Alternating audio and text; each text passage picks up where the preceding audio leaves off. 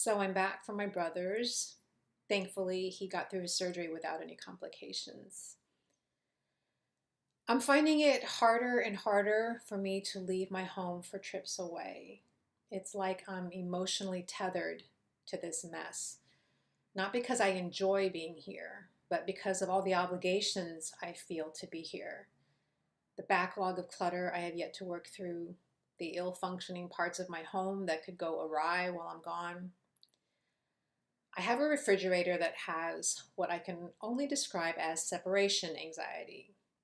The defrost drain freezes over and I have to open it up to melt the ice with a hair dryer. I've Googled the problem extensively and done all the recommended fixes. The thing is, my refrigerator only does this when I've been away for an extended period of time. When I'm home, it's on its best behavior. But when I've been gone for a while, it decides to act up and I can't figure out why. This last trip, my washing machine was in cahoots with my refrigerator. It's a front load washer and I have to crack the door open so that it doesn't get moldy inside. Well, when I came home, the drum was filled with water all the way up to the door opening. If I'd been away any longer, it probably would have overflowed. The last 2 flights I've made leaving home to go somewhere, I've gotten physically ill from the stress I experienced trying to get my house in order before I travel.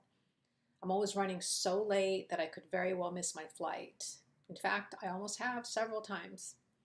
I start feeling nauseous on the cab ride to the airport before I even board the plane. I absolutely hate it.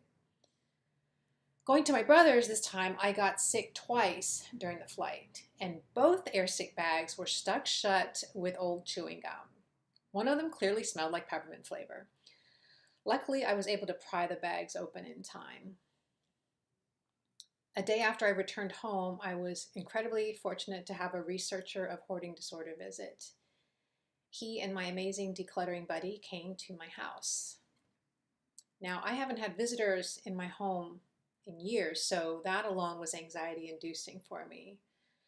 But I couldn't have asked for 2 more compassionate, non-judgmental human beings to help me with this difficult but important step.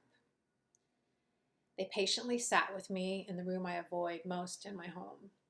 I went through the contents of 3 boxes that have stagnated there for longer than I care to admit. All kinds of memories and feelings came up in the process. Regrets, nostalgia, humor, pain, lots and lots of pain.